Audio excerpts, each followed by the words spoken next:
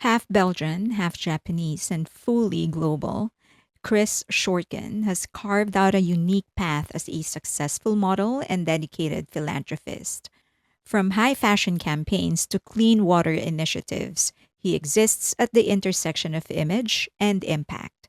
In this interview, we dive into his unconventional journey into modeling, the realities of the industry, including the pay, from exclusivity contract to uncomfortable propositions, and what it really takes to stay relevant in front of the camera. But we will also explore something deeper, his work with 100 for All, a nonprofit that's making clean water accessible around the world, one $1.50 donation at a time. Chris speaks candidly about balancing career and advocacy, choosing a mission without trying to save the world, and why people want to help. You just have to make it easy. Trust me, this is a masterclass on how you can actually make an impact instead of just talking about making an impact. So sit back and, more importantly, listen closely, because when Chris Shortcan talks, he doesn't just look good doing it. He got something real to say.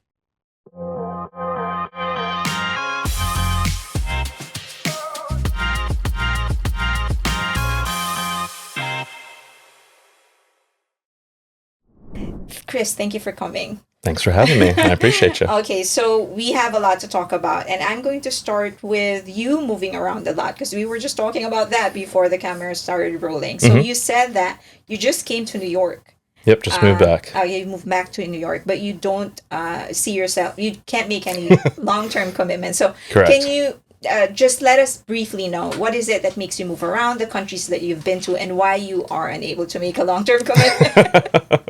I'm glad we're talking about traveling. That sounds not the best, depending on what you're talking about. But yeah, I like to just take the opportunities to explore, and luckily, I'm mixed race, so since I was 0 years old, I've been to Japan doing it back and forth. So I think that exposure kind of led my curiosity as to what else is out there. And then after getting into modeling, I was able to live in Bangkok, Malaysia, Kuala Lumpur, Manila in the Philippines, New York, Miami, LA, obviously in the States, Austria a bit, and I'm sure I'm forgetting a couple, but mainly in the Asian markets I was working. Okay, and you said that you speak several languages, or at least you tried to. I tried to. I took like Arabic for 3 years in university, so I was pretty proficient in that. I could write and read and conversational. Okay. And then I think when I just go to these countries, I make these little flashcards, and I try to get around in, like, the taxis, the ordering food, and the day-to-days, just try to learn a couple phrases. Right, but okay, but which languages are you proficient in? I would say just Japanese, English, and like I can definitely get around in Spanish. Okay. Like ordering food and like asking for directions. Right, like okay. nothing crazy. All right, so you're half Belgian, half Japanese, but you were born and raised in the States. And is it your mother's side? My mom is the Japanese one, correct? Okay. Yeah. So, but which culture, when you were growing up with, which culture was dominant in your family? I'd say 50-50 because I grew up in Hawaii. It's like a lot of Japanese influence on the island. So I think I was able to kind of experience more Japanese culture through, food and neighbors and community. Okay. So growing up though, what did you really wanted to do? Has it always been modeling? Were you like, I wanted to be an astronaut? Oh yeah, I want to be like a Ninja Turtle, a firefighter, like all the normal stuff, a Power Ranger probably. Yeah. Definitely. I mean, no, I think science was like a huge thing for me. I didn't think anything about modeling. I don't think I knew what being a model was. I think actually when I got my first contract, I still didn't know what the job was, to be honest. Oh, wow. Like I didn't really understand the grasp of, the lifestyle and the responsibilities. Okay. So how did you, first, so what is it that you really wanted to do when you were a kid? Like, was there a specific dream? So my father is a jazz drummer and I really love music. So I wanted to, I wanted to go to university for sound engineering and work in a studio like this. Right. Okay. And so how did modeling come to you then? My best friend in university was a model, and I drove him to his agency to pick up a check, I believe, or a meeting. And I was waiting in the lobby couch, and one of the agents asked if I was there for, a meeting or something like that, like an interview. And I said, no, I'm just waiting for the friend. and she brought me in, and then I started modeling. Okay. All right. Yeah. So was there like an audition? Was there like, okay, stand there, turn to your left, right? Like, well, I'll say this. She's like, this is her opening statement. She's like, oh, you're here for this. And I was like, no. And she's like, well, do you like money? And I remember saying, like, nah, that's not really my thing. And then she just laughed and was like, come on, let's go talk. And then we just chatted. And I was like, oh, yeah, that's my friend, et cetera, et cetera. And yeah, I guess I did my first test shoot, and they put you on the website, and then, they work their magic behind the scenes, sending your portfolio out to clients that are having shoots. And then I want to say my first shoot was a Hanes commercial in Virginia. I'm pretty sure, like the white tees kind of thing. Yeah, I think that's what it was. Okay. So you were still in university when this happened? Yeah. Okay.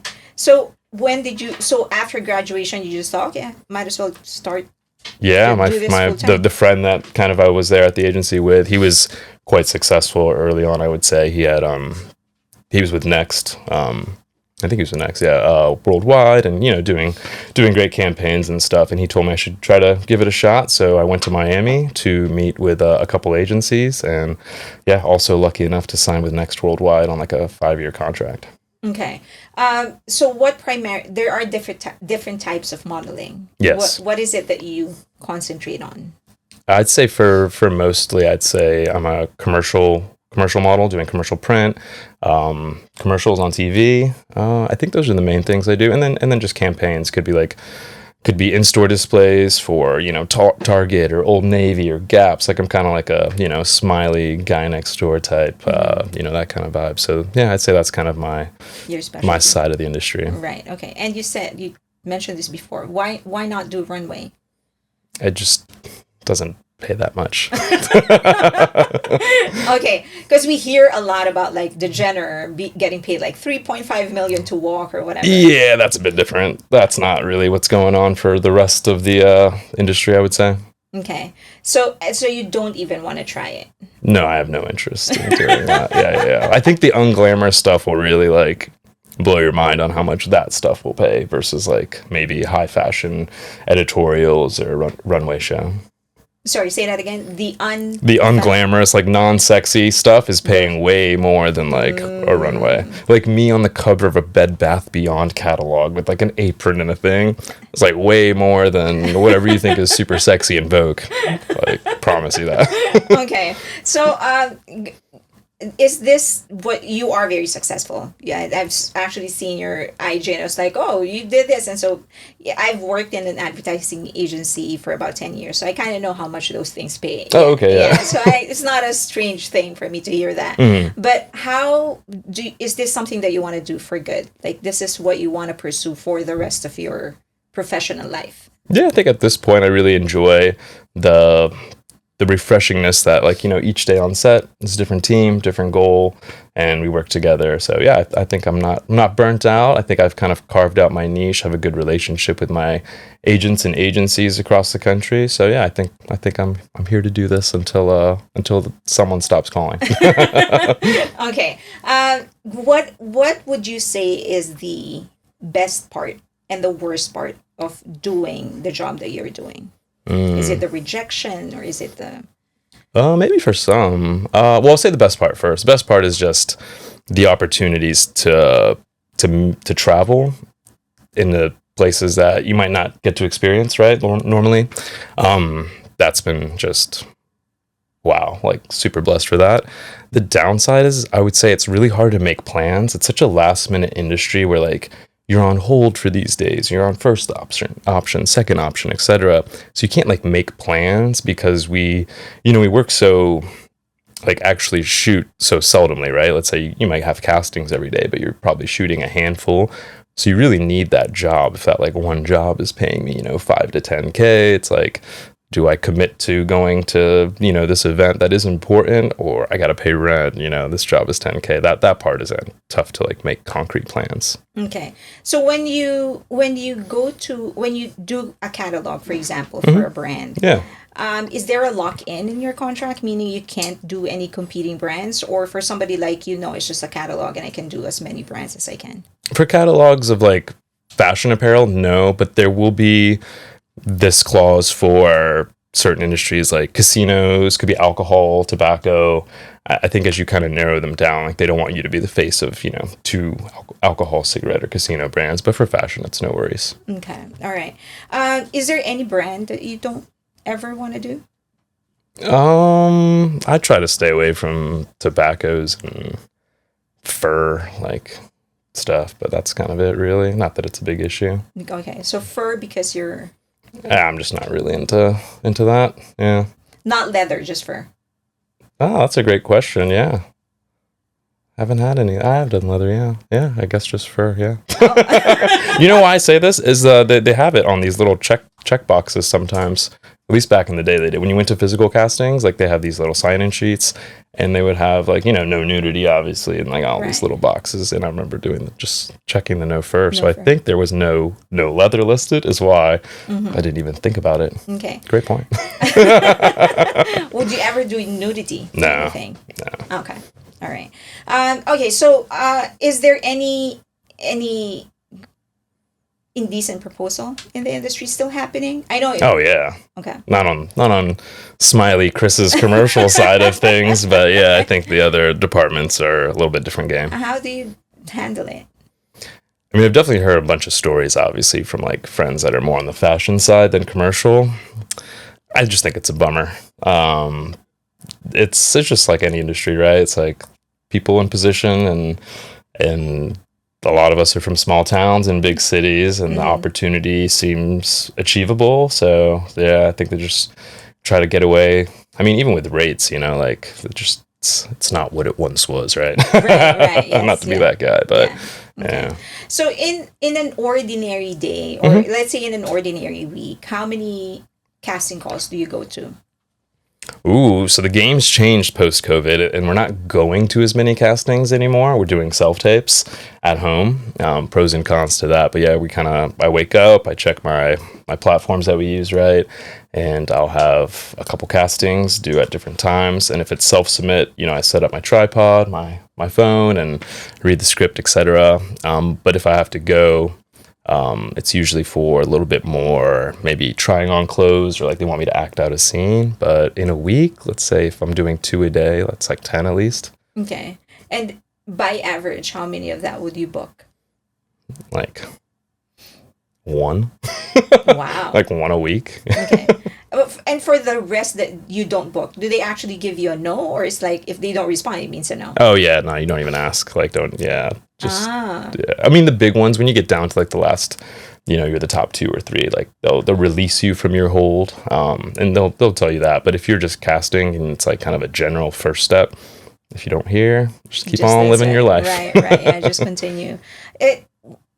What are the advantages of now doing everything at home for auditions instead of going to? Yeah, I would love to hear other people talk about this, actually. Yeah. So my perspective is that, especially in New York City, it gives the advantages in like different places now. So I think if you have a great apartment, great natural lighting, maybe you're a little tech savvy with editing, etc., and you're good at like, maybe it took you like 8 hours to get this amazing thing together. The casting director is never going to know that, right? They just see what they see. What if I'm the better talent, but I live in an apartment that doesn't have great natural light? I'm not like an editing, guru, but I'm really great at my craft. And if you told me to, adjust the scene and try it XYZ, I could do it. But I never got to show you that because I got one little file to send you. So I think it takes away any in-person, advantage or charm that we used to try to walk in the room and charm these people, shake these hands, introduce yourself, let them feel your energy. Like, you're not feeling any energy through my iPhone video in my wall. So I think that's kind of the Downside. Yeah, the downside. The trade-off is I'm not running around the city anymore, I guess. But part of me kind of missed that. That was kind of part of it, right? Like we would see each other. We'd wait in the lobby together and talk and like just kind of, industry kind of chat, right? Like that's all gone, which is kind of a bummer. So yeah, COVID changed the industry a lot. Okay. So do you have a setup at home? Of course I have a setup at home. Okay. I would think so. Yeah. We all got the chair with the books, and then the other book, and then the ring light, and the tripod, and everyone's New York in it. Okay, so I guess you said that one of the advantages is now you're not limited to a specific location. You can Yeah. audition for a job in LA, I guess, even Yep. if you are in New York. Exactly. Has that happened when you're auditioning in New York and like, oh, I need to fly to Hong Kong in a week? Oh yeah. Yep. That's part of it. Can't make any plans because of that. Ah, okay. All Yeah. right, perfect. So is there any, now I know that at the end of the day, it's still very much a beauty driven industry. You Hmm. have to look good. I mean, that's just, no matter To the somebody, the client, at a minimum. yeah. Especially if you're in the business of being looked at. Yeah. So a lot of people also don't appreciate that a lot of work goes into maintaining how you look because this is your job. Yeah. Yeah. So what is your your routine to take care of yourself just to maintain the look? Yeah. Yeah. I wouldn't say it's much of a routine as like a lifestyle, right? If it is your job, you're kind of investing, I guess, the same way you would maybe like keep bettering yourself in whatever like certifications in other industries. But I definitely like take care of my my wellness, whether it's my fitness, gym routines that I have and staying active in that front. Steaming and sauna are like huge for me. Is it daily? It's weekly, a couple times a week. It's not daily. I wish. And then yeah, basic skin stuff, like nothing. Don't take this like I'm some really skilled person at skincare. Just like normal stuff. And yeah, that's kind of it, I think. Is it a 9-step kind of thing for your skincare? No. It's really like it's very basic. Honestly, okay. it's very basic. No, I know of people that would actually do the 9-step. I should. Trust me, I should. My wife tells me all the time, like, why are you not if this is your job? And here we are. Yeah, because it is your job. It is my job, and she's right. Yeah, I've heard of people doing the 9-step, the Korean kind of. Mm-hmm. Yeah. I don't have patience for it, but I admire the people with it. I do, and their skin looks great. Yeah. Forever. You would think that'd be enough for me to just do it, but here we are. Okay, so let's transition into something else. You Yeah. actually have a nonprofit project, 100 for All. Mm-hmm. So can you tell us how did it start? What inspired you to get into it? Yeah, totally. So 100 for All is a New York City-based nonprofit that I started in 2016. And our mission is to provide sustainable clean water solutions in homes and schools all over the world. And it started due to traveling. I was actually doing a drinking water bottle commercial in Thailand. Mm-hmm. And it was close to, what is it called? Angkor Wat in Cambodia. Mm-hmm. And I always wanted to go. So I took the bus there. And there at the border of Thailand and Cambodia, I saw really like terribly unique poverty in a way that I've never seen before. And water was kind of like, there was many things these people didn't have for sure, but seeing the water that they had to use for cooking the rice and I guess tea or something like over the fire that they had, it was just, it left such a lasting impression. Like I really am visualizing right now, just how dirty that was, and just really broke my heart, and wanted to see what was within my, wheelhouse of community, my skills, like what do I know to kind of help, help the situation. And I guess through my research, I learned so much of the world's poverty is directly correlated to your access to clean water. So then I kind of narrowed down my scope, and it's one in 3 schools around the world don't have access to clean water. 1 in 9 people. It's like, okay, we can just, and there's solutions. That's the other thing too. The solutions are out there. So I think just seeing all of that kind of, it took a while, a lot of research and stuff, but it kind of, narrowed down my scope to want to provide aid in the form of clean water solutions. Yeah. So I would assume that you started with one area. Yes. Our first project was in the Langtang Valley of Nepal after the earthquakes in 2017. Okay. The community had about 800 people living in the valley, and sadly, during the earthquakes, the rocks came to the bottom, and there's about 400 left. So we were able to work with the team to provide, with the helicopter trips, the materials to rebuild the infrastructure, and then the clean water filters in the meantime. So right. That was our first project. Okay. Yeah. And then how many cities have you expanded to? We've done work in Nepal, Nicaragua, the Yucatan, Indonesia after the tsunamis, and we've been focused in the Philippines since COVID 2020. Okay. Yeah. So the core of it is to really just provide clean water. That takes money. Yes, yes. A lot of money. So how are you raising funds? In the beginning, the cornerstone of the company, what we were most excited about was the nightlife situation. We thought there was an opportunity to create a vehicle to redistribute wealth in the form of clean water. So we were selling a $100 bottle of gold water at the nightlife around New York City and Miami, like Playboy Club here on the West Side before it closed, like all pre-COVID stuff. And and the bottle's $100, and each bottle provided a filter which lasts 15 plus years and can help a family of up to 10. So yeah, that was our Robin Hood idea. But since then, it's just really been community based as far as just trying to be creative. It could be art galas. We've had fundraisers at art galas. We've done just straight up parties. Hudson River Parks Department. We've done beach cleanups with them to raise money and stuff. So we're really just trying to be creative, and we want to make it seamless. Like, our goal is that people do want to help for sure. It's that you have to kind of make it very accessible and limit the steps for them to help, and then they will. So that's kind of our goal. Okay. So right now, so what happened to the bottle? COVID happened. I'm not going to name the names, but all the clubs didn't have to give us the money because it's like a natural disaster. The pandemic falls into a natural disaster in your insurance clauses and stuff. So yeah, we lost like a lot of product and didn't get any of the money from all the nightlife, and that was kind of it for me. Okay. Will you ever revive it? If anybody's listening and thinks this idea is cool, let's do it. By myself, no. I think it's a big task. I think I would need to work, like, at this point, I understand the task at hand. I still think it's possible, and it's a great idea. I think nightlife has changed in New York, though, as far as bottle service culture. But I do think the social impact-driven products and just social give-back companies are, like, huge now, like, bigger than they've ever been. So I think there's a place for us. Okay.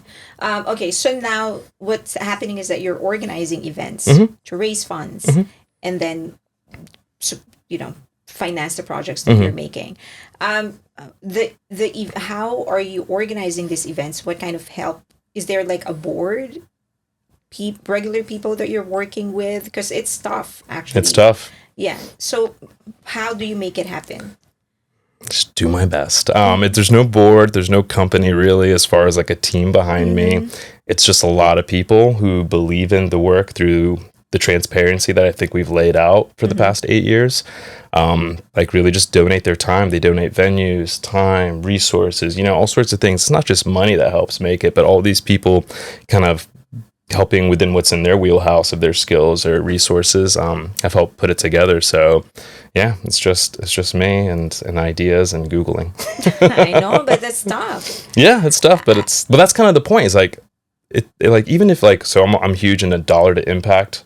Like, so out of the dollar I raise, how much of it goes to the actual clean water solutions, right? Right. And if you divide it all up for these filters I'm providing, it's about $1.50. $1.50 to give these people clean water for like 5+ years. Okay. That's crazy for me. Like, why? Like, we all, like, I just bought a coffee for like $4. You know what I'm saying? So for me, I don't mind working hard because, like, I know how long that help goes in other parts of the world. So. Okay. All right. So is there any plans? I just can't wrap around my head. You're doing everything without like a fixed team. Yeah. We have the internet. I know. It's just. Yeah. I know. It's crazy, right? Is there any plan to actually make it a little bit more formal, the structure of the nonprofit? Yes and no. Like, scaling it is obviously maybe more impact will happen, but we kind of have a thing going right now. It's like, we're not doing the most help. We're not like a Walmart of clean water solutions. I'd definitely say we're a mom and pop, but I think it's working. We help a couple schools a year since 2017, and like, for me, that's fine. I think it's over 200,000 people that have clean water for us in those 5 countries mentioned. So it's not millions, but I'm pretty happy with like the piece of my life that this company holds. Okay. If people want to help, Mm-hmm. what is the form of help that would be most beneficial to push forward your advocacy? Well, thanks for asking. I would say check out our website, hunterforall.org, and just look at it because the information there might be new to you as far as like how the water crisis affects, whether it's women, children, someone affected in ways you might not have known. And then the transparency of how we help, like I think it's not just money, but if we've had people donate mileage for us, which is super helpful in getting to the location, like that's quite a cost, right? A couple thousand, because we're going to such remote places too. So yeah, mileages have been donated to us. If you're in New York City, corporate partnerships are huge. Matching donations or hosting events with us in partnership have been great. So yeah, I'd say just see what's going on the website and see how to get involved in many ways. Okay. I guess we're winding down to last several questions. You seem to be doing a lot. You're modeling. You do have a family. How many kids do you have? Oh no, just a wife. Yeah, Okay. just a wife. Okay, so you do have a partner. You're modeling, and then you're doing this. How, in terms of like balancing things, how do you do it, and how? I guess what I really want to know is like, is there like, okay, I'm gonna do once a week. I'm gonna do my nonprofit, and then the rest is for work. Is there like a time in your head? Yeah, you really picked up on it quick. It really is like it's a lot for sure. So I have a spreadsheet. Okay. And the different tabs are the different parts of my life. Okay. So there's like a modeling one, the nonprofit side, and then there's personal stuff too, like my wellness, whatever, finances and stuff. So I check this thing daily, and I try to make sure we're not neglecting any departments. Yeah, whether it's social or personal well-being and stuff like that. But I also use that to acknowledge what I do have to trade off, because you can't be great at everything.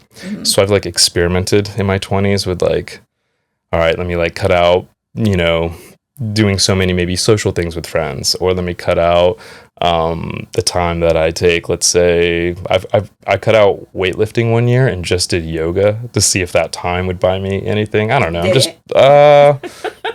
No, but I fell in love with yoga. So I don't know. I was trying to play like that, that balancing act. But I think just staying organized from the beginning really helps. Yeah. Okay. Anytime. So what do you think right now you wish you could spend more time with that you just can't because of all the things that you need to prioritize? Friends, family? Yeah, definitely friends and family. I'm not the best at that, but I would say just on the nonprofit side, the actually being on site with the kids in the schools and how gratifying that is. I wish there was more of that, because that is like such a small part of the actual, experience. But it's kind of like, I always say that's like our paycheck. Like, like I'm filling my heart up, like, these interactions with people across the world that kind of understand, or maybe don't understand the impact, honestly. But yeah, I think I wish that part was a little bit more in my life, because I really look forward to it, and maybe that's what drives me. But like a little bit more wholesomeness is nice. Yeah. Okay, last question, because I've mentioned to you off cam that I really, really love Japanese culture. What value, or I think value is the right word for it. What value you picked up from your Japanese side of the family that you think has remained your edge in everything that you do? Well, they definitely have a culture there that's unique. Very unique. Yeah, very unique. I would say it's an attention to detail culture, and giving everything the same attention. Like a how you do anything is how you do everything mentality. Like my mom, it doesn't matter if she is doing, let's say, whatever the most important thing might be in your life. Let's say, I don't know, maybe preparing a legal document, right? That's pretty serious. She'll do that with the same attention and intention as she would doing the dishes. There's no difference to her. It's like they're very present. And why would you give less than 100%? Like, I think for Japanese culture, it's like, why would you put out a product that's like going to represent yourself less than the best way, right? And I think that's for better or for worse, because I don't live in Japan. I'm really trying to be super efficient at like so many things, and very mindful too. I'll say one more thing. that whole country is like, how do my actions impact others? Yes. America is not like this, and I in New York either. So I find myself kind of feeling like maybe I'm thinking too, I don't know, I hate to say too much, like too much about like, oh, let me get out of his way, let me whatever.